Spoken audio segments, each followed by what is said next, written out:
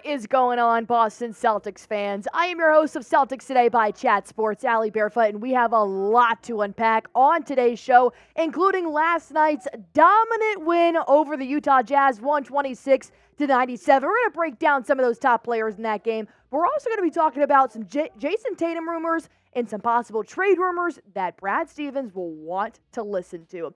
But first, let's go on ahead and talk about that dominant win over the Jazz. Not too much to say. I mean, look at the final score, 126-97. This was a win the Boston Celtics definitely needed, especially after losing to the Thunder a few games ago. But overall, these were your three highest scores of the night, and these three starters, including none of the starters, played in the fourth quarter. Yeah, Tatum leading the way with 30 points, 9 rebounds. Porzingis with 19 and 5. Jrue Holiday with 14 and 6. And Porzingis and Tatum, most of their points actually came from free throws. 13 for 14 from the line for Jayson Tatum. And then you had about 10 for 12 from Porzingis from the line as well. So, hey, I'll take the points any way that I can get. But overall, I was very pleased with everything I saw. Every single player on the active roster played last night, which is just great for team morale. Overall, I want you guys to do me a favor here. I want you to share your reaction to the game below in the comments. I mean, this was a dominant performance, especially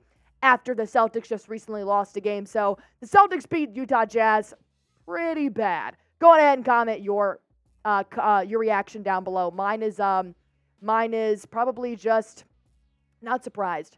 That's just not my reaction. We came into this ball game. I knew they were going to blow them out, but I was depending on seeing whether or not the Boston Celtics would play down to the Utah Jazz. Thankfully, they didn't, so I'm going to go with not surprising. Let's go ahead and break down some of those stats that did happen in the game. Of course, like I said, JT nearly had a double-double, 9 rebounds, 5 assists, 6 for 12, 50% from the field, and 62% from the three-point line. He was red hot. He was only getting better. And I think what's even great is that he didn't even finish the third quarter. He didn't see daylight on that floor during the fourth quarter. So it was just impressive that he can come in and drop 30 points, not even playing 30 minutes in this ball game. I think that just speaks to his all-star talent. And speaking of all-star talent, I want to bring up Kristaps Porzingis because even though JB has been phenomenal this season, he hasn't been the most consistent player. Somebody that I have been able to rely on is Kristaps Porzingis, dropping 19 points, 5 rebounds, 2 assists.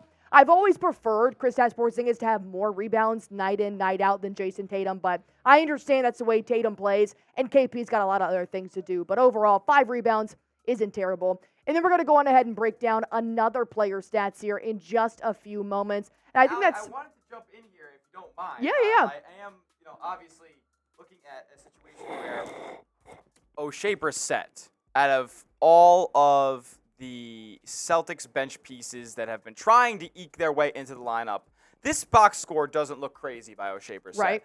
But he came in not when the game was in hand already in the fourth quarter, but he was making appearances in that second quarter when the Celtics were building that lead even higher. And he was diving for loose balls on the floor. He had a couple nice cuts to the rim, being available, and had a nice two-hand slam.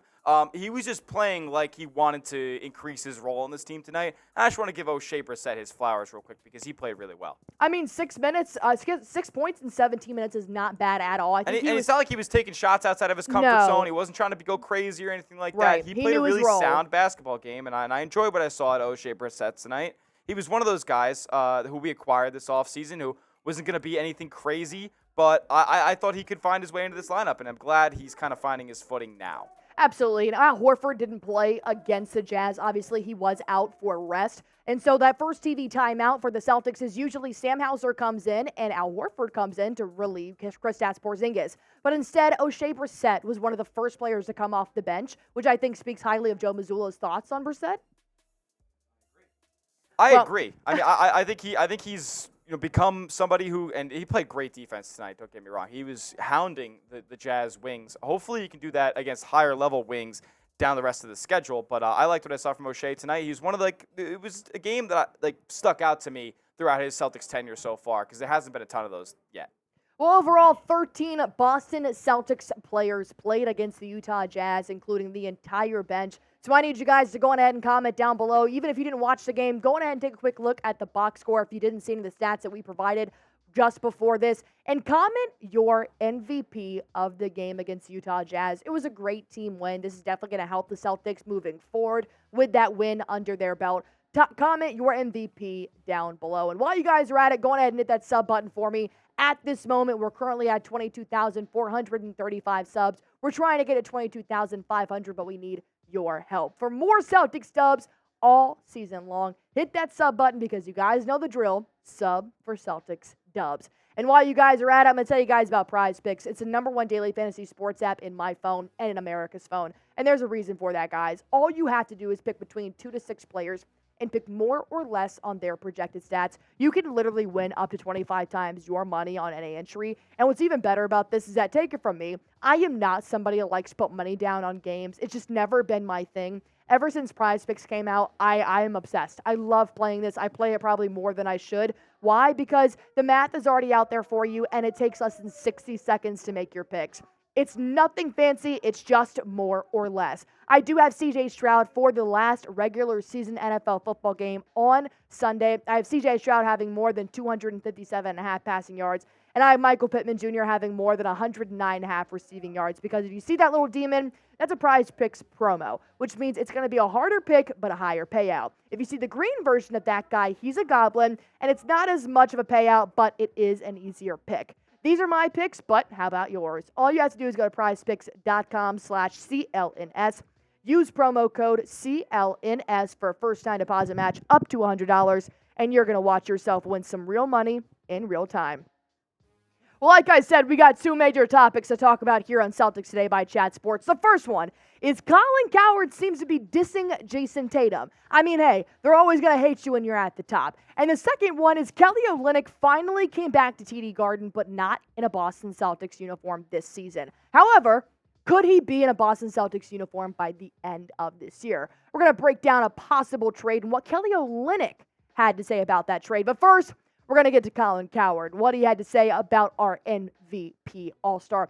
Jayson Tatum broke into the NBA. He wasn't as refined as LeBron and Steph, as tough as Kawhi, as battle-hardened as the old guys, the old guard. And now he had about a 2-year window to win the title. Now he's got to go through Giannis in his prime, Jokic in his prime, Luka's moving into his prime, Wemby's 3 years from his prime.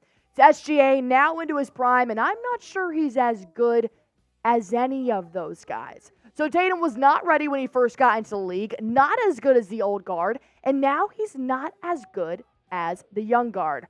First and foremost, I can't even believe we're giving this any kind of attention. Colin Cowherd, who I actually do look up to, I do admire him as a reporter. I think he's great. I think this is outlandish. And I think overall, you're entitled to your opinion. Is Jayson Tatum the best player in the NBA? Probably not. Is he one of the all-time greats? He definitely could be. Is he at least in the top 10 of active players? I would say so, yes. Why? Because he is doing 3 things every single night. He's scoring, he's rebounding, and he's assisting. He is a fantastic player, not to mention he can do it on the other side of the ball as well. So what is this? It's trolling.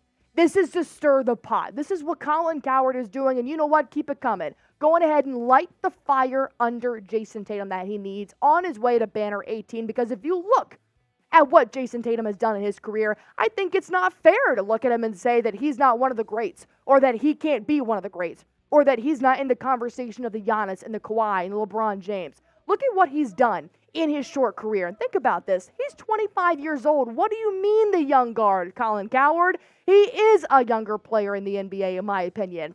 He was a leading playoff scorer in the Eastern Conference Finals team as a 19-year-old rookie. He's been in the league since he was, 18, 19 years old, Smitty?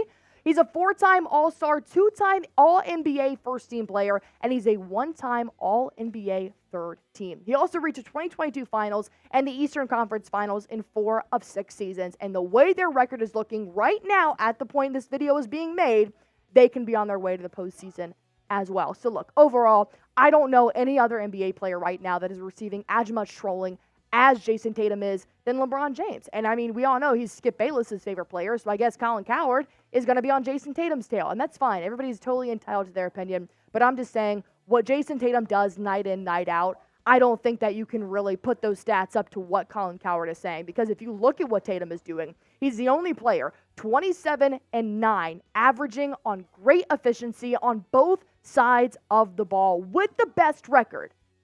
And it's just crazy that he would be slandered the way that he's being slandered right now. They have the best record in the Eastern Conference right now, and Jayson Tatum is a huge part of that. JB, KP, Drew Holiday, and Derek White have all been great as starters, and Al Horford coming off the bench. But I'm telling you, when JT's not playing, there's a difference there, and I think that speaks to what kind of player he is. So overall, I know Celtics Today fans read this, and they feel the exact same way that I do, the same way that Smitty does. So I need you guys to go on ahead and spam JT down in the comments and show our man some love. Let him know that he deserves it, and let him know that regardless of what the trolls say, we're here for him. Spam JT down in the comments.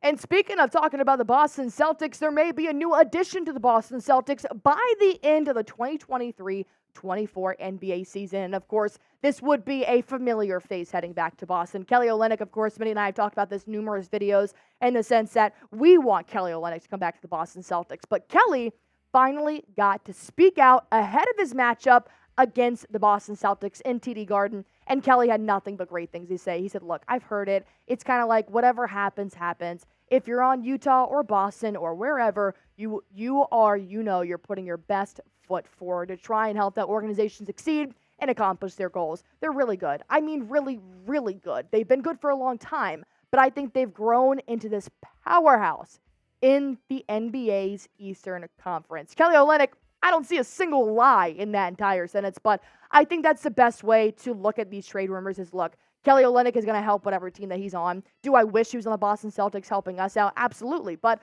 Olynyk had nothing but nice things to say.